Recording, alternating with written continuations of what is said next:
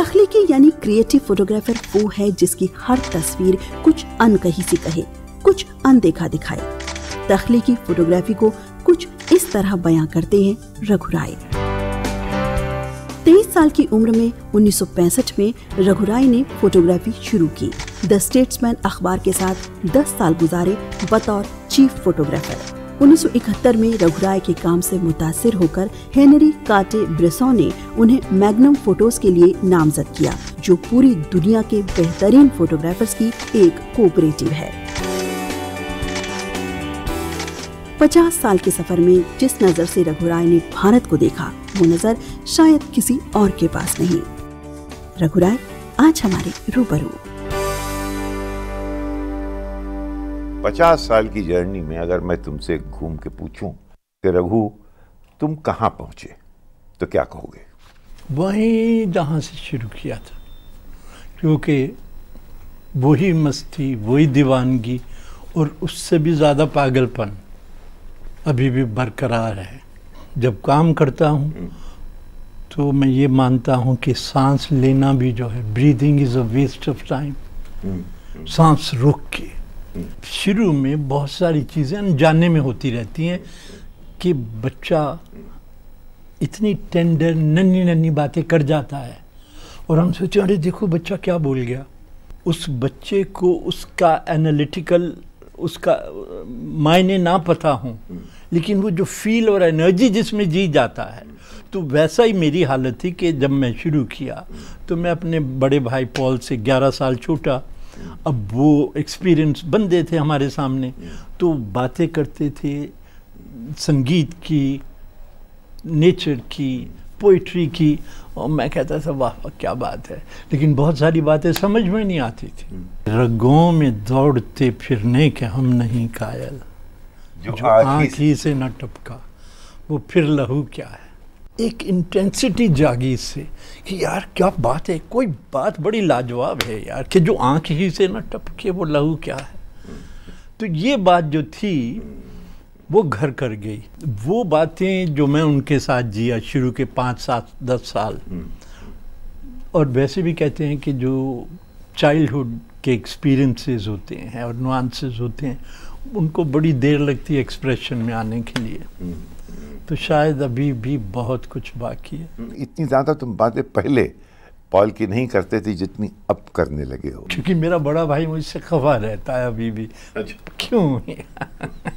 नाराज रहता है? हाँ। कोई स्लोइंग डाउन का एहसास नहीं होता कभी? तब होता है जब यंगस्टर्स मुझे कहते हैं अरे सर आप तो इतनी तेजी से चले जा रहे हैं, देखिए ऐसा मत करिए, हम थक गए हैं। एक तो 2, 3, 4, 8, 10 रोमांसेस हैं आपके। एक तो ताजमहल से रोमांस। ये ताजमहल के साथ तुम्हें खास सिम्बियोटिक ये रिश्ता कैसे पैदा हुआ? याद है Desmond Doig, one of our editors at the Statesman, वो बड़े क्रिएटिव इंसान थे। एक दिन उन्होंने कहा रघु राय यार everybody is photographed Taj Mahal to death, I am sure if you do it you will do something quite different. तो मैं भी एक्साइटमेंट में आके चल पड़ा ताज की तस्वीरें खींचने। अब तो लैंडस्केप इतना बदल गया है उसके आसपास कि वो फीलिंग, वो बात, वो सब गायब होने लग गई हैं, क्योंकि चारों तरफ ग्रोथ इतनी है, हर तरह की केओटिक ग्रोथ है। तो मैं ताज के अभी 1.5-2 किलोमीटर दूर था, तो जो रोड जमुना के साथ साथ ताज को मुड़ती है, तो मैं वहीं से ताज के डोम, ताज का डोम, ताज के मिनरेट्स उठे हुए और आगे लाइफ कैसे चल रही है, तो मैं उसको फोटोग्राफ करते करते जब तक पहुंचा अंधेरा हो गया था। दूसरे दिन जहां ठहरा था वहां से चला तो वहां से फिर ताज वो दिखाई दिया। तो मुझे 2 दिन लगे ताजमहल के अंदर पहुंचने में। अब ये है कि ताजमहल का आप एक बढ़िया सा मॉडल खरीद के हाइड पार्क लंदन में रख के उसको फोटोग्राफ कीजिए, ताजमहल ही लगेगा दूर से। The context is important, where it stands. तो वो जो इंडियन लैंडस्केप जो है, उसका जो कॉन्टेक्स्ट है, उसमें उसको रख के और उस इमारत को जो स्टैटिक है एक्सप्रेशन देना वाज द। एक तुम्हारी अजीब व गरीब मॉडल थी और उससे तुम्हें इश्क था और तुमने उसकी बेपनाह तस्वीरें ली। अब किसका जिक्र कर और वो जब उसका देहांत हुआ, जिस प्यार से हिंदुस्तान ने उस नन को, मदर तेरेसा को सेंड ऑफ किया है, ये था हिंदुस्तान की विशालता। मदर तेरेसा से जो इश्क तुम्हारा हुआ, उसकी इब्तिदा क्या थी? 1970। At that time mother was hardly known. छोटा सा मदर का ऑफिस, छोटी सी उसमें पुरानी सी टेबल, एक चेयर पे मदर बैठी। वो जो डोर था उसमें हाफ कर्टन लगा हुआ था। तो उस हाफ कर्टन में से मैं क्या देखता हूँ कि फर्स्ट फ्लोर पे सिस्टर्स खड़ी, बाइबल हाथ में प्रेयर कर रही हैं, और वो कर्टन जो है फ्लटर कर रहा है ऐसे। तो मैं तो लुट गया। मैं क्या किया, मैं कुर्सी छोड़ के नीचे ज़मीन पे बैठ के जल्दी से 3-4 तस्वीरें खींची। तो मदर सॉ मी मिसिंग के बंदा कहाँ गया। तो कहती, what the hell on earth are you doing here? Who said? Mother. So I said, Mother, those sisters are praying and through the curtain they look like angels flying, you know. She said, all right. तो मैंने देखा कितनी माँ tough है यार। और जब आप टेंडरनेस और पोइट्री की बात करो तो कहती इट्स ऑल राइट। तो मैंने कहा कमाल हो गई। तो दूसरे दिन से हमारी असाइनमेंट शुरू हुई। मदर किन किन को छूती थी, किन किन को लाती थी और उनको रिजरेक्ट करती थी literally. You know why? Because she said, I am not a social worker. When Christ was suffering, I was not there to serve him. So anybody who is suffering is my Christ. क्या बात है। तो mother क्या करती थी, जब आपको मिलती थी तो दोनों हाथ आपके पकड़ के मिलती थी। वो आपको नहीं देखती थी, वो आपकी आंखों में आपके अंदर झांकती थी। तो जो वो अंदर जब झांकती थी तो तुम्हारा अंदर कांपता था कि माँ ने सब कुछ देख लिया। वो ऐसी माँ थी कि अगर बिल क्लिंटन को फ़ोन करे, he will come on the line. अगर वाजपेयी साहब को फ़ोन करे, he will come on the line. And I am sure अगर सद्दाम हुसैन को अपनी मदर ने फ़ोन किया होता तो वो भी लाइन पे आता, यस मदर। रघु, 1971 में बांग्लादेश वॉर हुई, उसमें जाहिर है मुझे याद है तो तुम्हारा बड़ा अजीम शान रोल था। उसी के बाद फ्रांस वगैरह में तुम्हारी एग्जीबिशन हुई। बिल्कुल। वहाँ पे एक साहब हुआ मूवमेंट्स, जो पाकिस्तान के आर्मी के इन्फॉर्मर्स थे, उनको उन्होंने पकड़ के मारा था और बेयोनेट से मारा था। लोगों ने तस्वीरें ले ली, कुछ फोटोग्राफर्स रह गए, तो वो मूवमेंट फिर रिपीट किया गया ताकि वो तस्वीरें लें। अब वो मूवमेंट जो रिकंस्ट्रक्ट किया जाता है, ये झूठ जो है, ये आजकल पॉसिबल है टेक्नोलॉजी के सहारे से। इसमें से हमने क्या खोया और इस बाजार ने क्या पाया? ये देखिए, ऐसा है कि जो तो फोटो जर्नलिज्म की बात करते हैं तो वहाँ रिकंस्ट्रक्शन एंड कुक अप करना इज़ अ क्राइम। अगर आप अपने क्रिएटिव खेल रहे हैं, चाहे कैमरा से खेल रहे हैं, चाहे कैनवस और ब्रश से खेल रहे हैं, आप कुछ भी कहीं से उठा के कहीं डाल दें।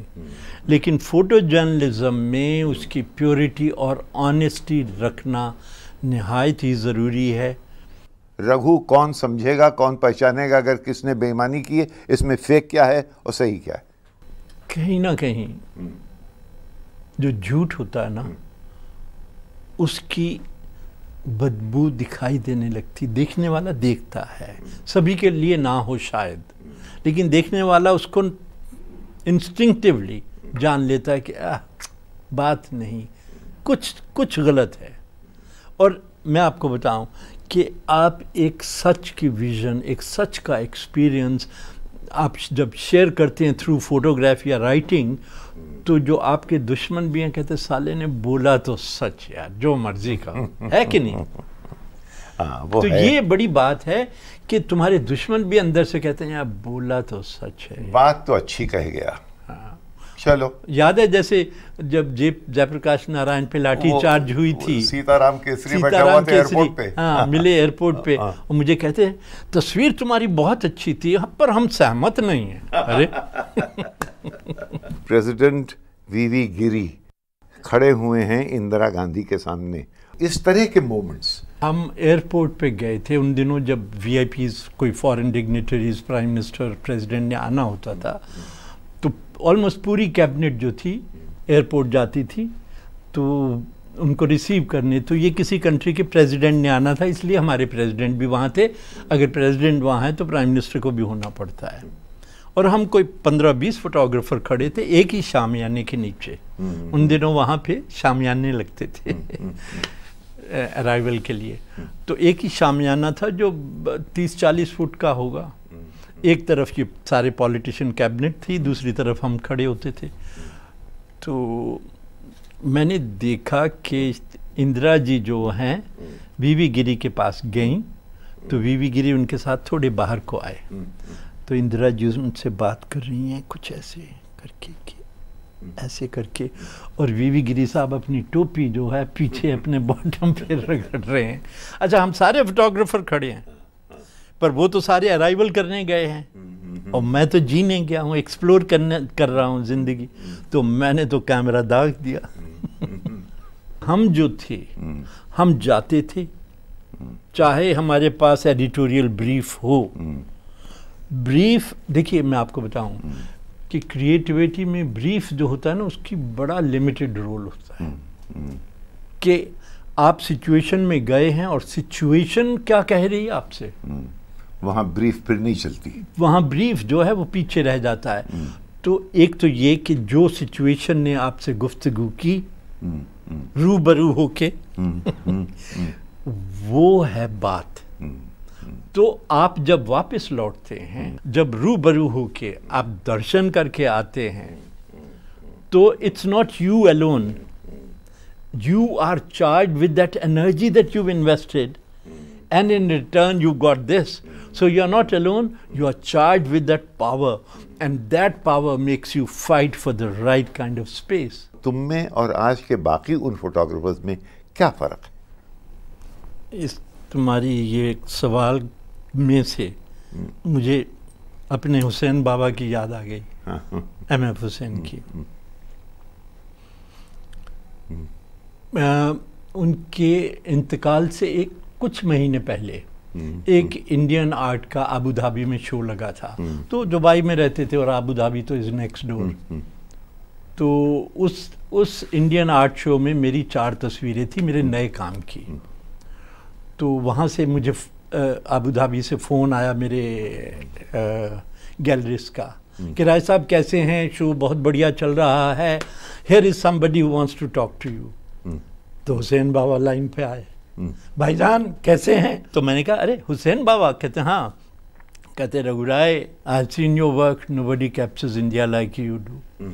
हाँ, तो तुम मेरे साथ आओ, मैं तुम्हें लेके चलूँ, तुम्हारे जो तुम जगह तुम्हें मिलनी चाहिए इस दुनिया में, क्या काम कर रहे हो तुम। मुझे हुसैन बाबा की ये बात बड़ी लाजवाब लगती थी कि कहाँ, मैं आपको बताऊँ, he was the first one. जब हम स्टेट्समैन में आधा पेज पिक्चर देते थे, creative some moment from life, कि एक दिन हुसैन जो हैं ढूंढते चले आ रहे हैं, भाई ये रघुराय कौन है, कहाँ बैठते हैं। मुझसे आके मेरे दफ्तर में मिले, वही स्टेट्समैन में। तो देखो ये जनरेशन, एक ह्यूमिलिटी, इनमें जो विजन थी और प्यार था वो बड़ी लार्जर स्पेस ऑक्यूपाई करता था, जो आज भी करता है। तो आज जो है आप धंधा करें और धंधा करके शाम को घर चले जाएं, तो आत्मा को तो आपने, उसके सोल के स्वरों को तो आपने सींचा नहीं है अपने काम में। तो सोललेसली फोटोग्राफिक अफेयर्स करना जो है वो अलग बात हो जाती है। आज के यंगस्टर्स कहते हैं साहब, विच इज़ ऑल्सो करेक्ट, कि आजकल एम्फेसिस जो है वो मैं आपको बताऊं एड्स पे है और हार्ड न्यूज़ पे है। वो फोटोग्राफ्स के लिए स्पेस श्रिंक होती जा रही है। क्या ये अच्छी बात है? बहुत गलत बात है। देखिए आप तो राइटर हैं, मैं ज़रा गुस्ताखी कर लूं कि मैं ये मानता हूं कि एक न्यूज़पेपर में या एक मैगज़ीन में जो स्टोरी, जो टेक्स्ट लिखा है, मैं उसको ब्रिक वर्क मानता हूं। और जो एक अच्छी फोटोग्राफ है is opening a window to the world. तो मैं आपके ब्रिक वर्क में जब जान डालता हूं, उसकी मौत हो जाए, ये बड़ी जुल्म की बात है। आजकल के जो नए पॉलिटिशियंस हैं, उनकी तस्वीर लेके कभी कैप्चर करने का जी चाहता है? मैं इंदिरा जी को खूब इंटेंसली फोटोग्राफ किया था from the beginning, the day she took over to the last day her assassination. Rajiv Gandhi to some extent, and then Narasimha बहुत कम. तो फिर देन आई गिव अप. मैंने कहा यार ये दुनिया मेरे मतलब की नहीं है.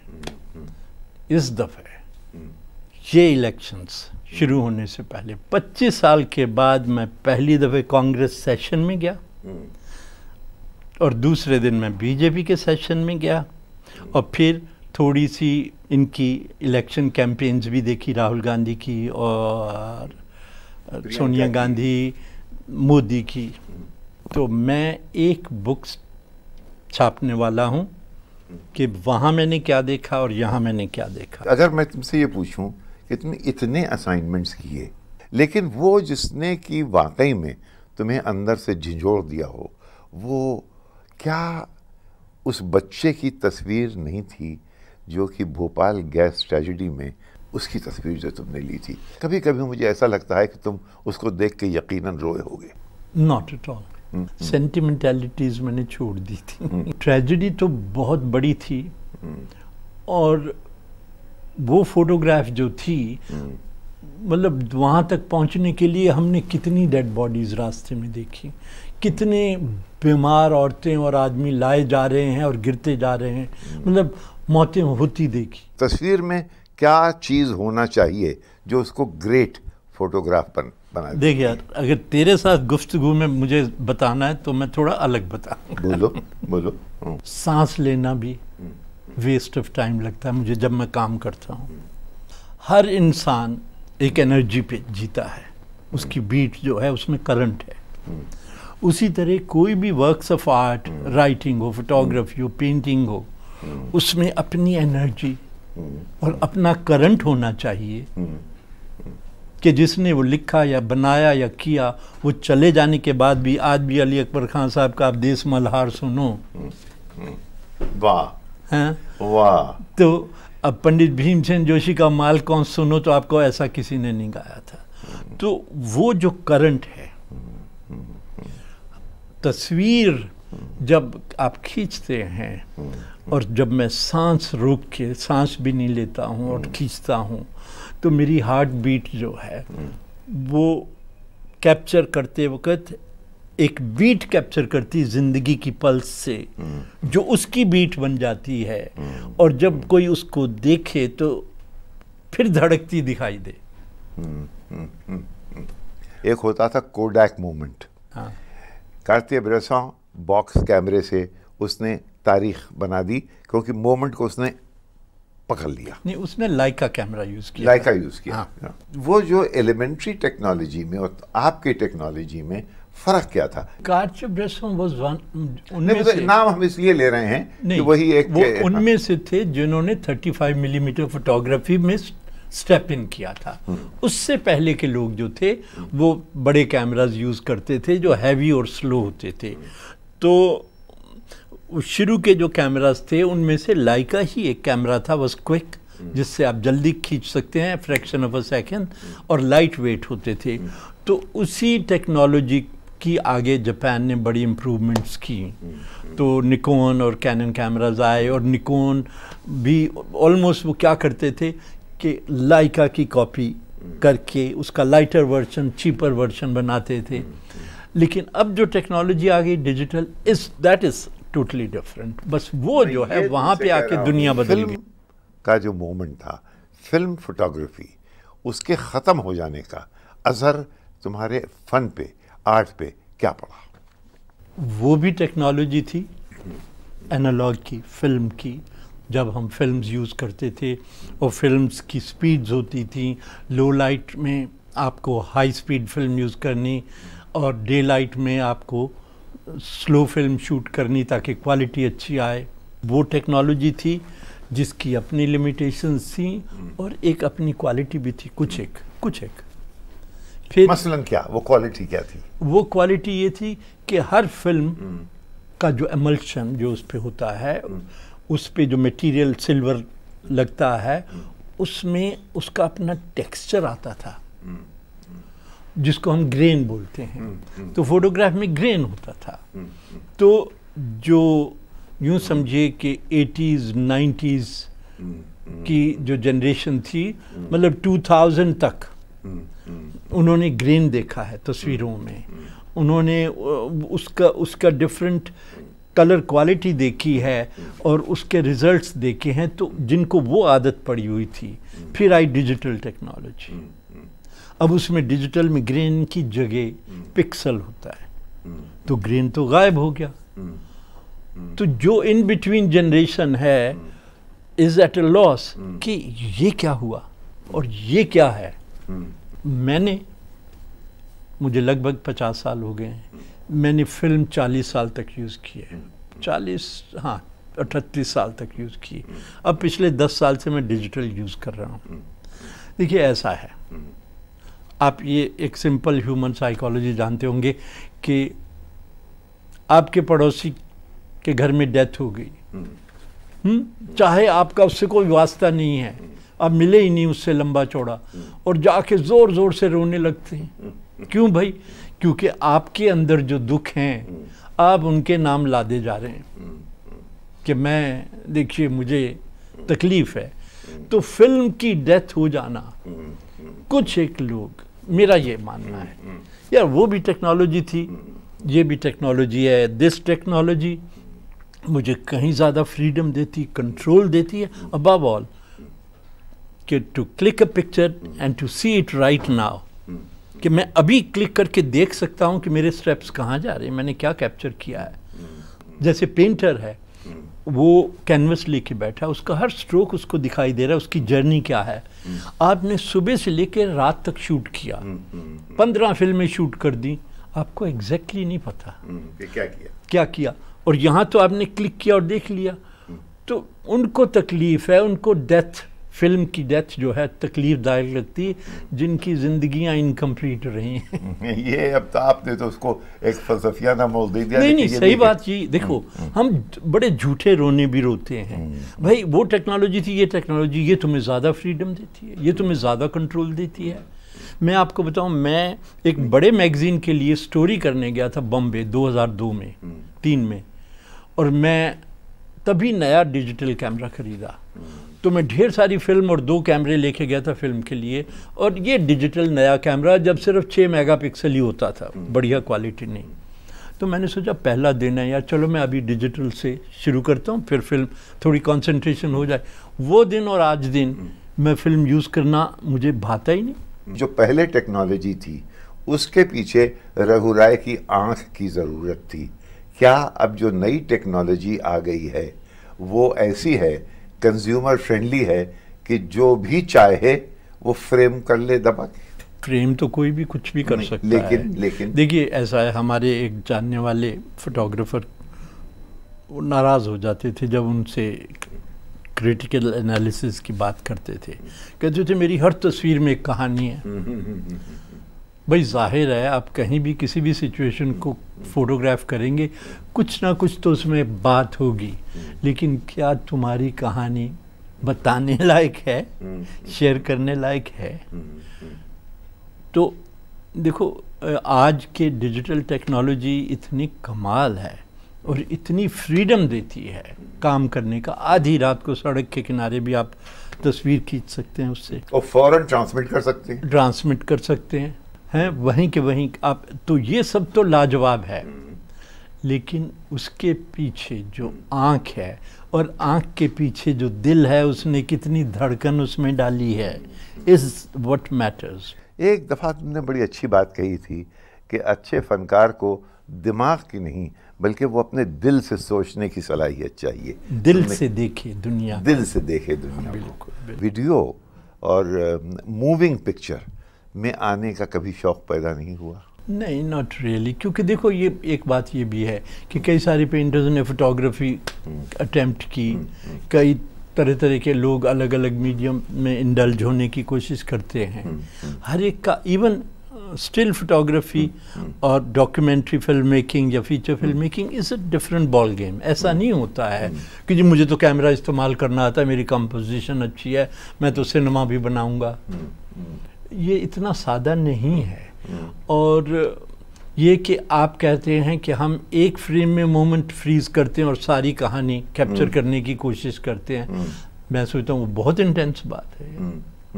And you have to be ready there and then, या तो आप पालें या आप खो दें। राइटर देखो, आप एक सिचुएशन में गए हैं और आपने देखा वो पॉलिटिकल हो या सोशल हो, आपने देखा कि ये हो रहा है वो हो रहा है, फिर आप शाम को ऑफिस आके कहते हो अरे यार अच्छा ये यूं था तो इसलिए वो हो रहा था। हमारे पास तो टाइम नहीं, हमारे पास ये यूं हो रहा है, अगर हमने वहीं जाना है तो हमारा है, नहीं तो गया।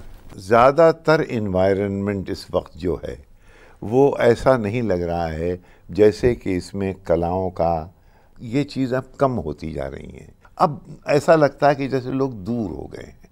अब पैसा बहुत ज़्यादा नहीं, पैसा भी ज़्यादा है, अपॉर्चुनिटीज़ भी पहले से बहुत ज़्यादा हैं, पॉसिबिलिटीज़ भी बहुत ज़्यादा हैं। आज इतने और ज़्यादा मैगज़ीन हो गए हैं, इतने न्यूज़पेपर, इतनी चैनल्स हो गई हैं कि रोके नहीं रुकती हैं 24/7। ओ गॉड, यू नो। लेकिन उसमें आपका काम क्या है? नहीं, लेकिन मेरी बात सुनिए ना, फ़र्क ये आता है कि कमर्शियलिज्म और पैसा इतना है कि लोगों के पास समय नहीं है रुक के ज़िंदगी को समझने का और उसके मोमेंट्स को वैल्यू करने का। Slots have to be filled, money is to be made. अच्छा, दूसरी बात कि एक ज़माना था जब हिंदुस्तान पे टाइम मैगज़ीन या फिगारो या कोई भी जो फॉरेन मैगजीन से once in a wild story करते थे। आज हर इशू में कोई ना कोई स्टोरी इंडिया पे फॉरेन मैगजीन्स में होती। क्यों? इंडिया कोई बहुत बड़ी पावर और हस्ती नहीं बन गया।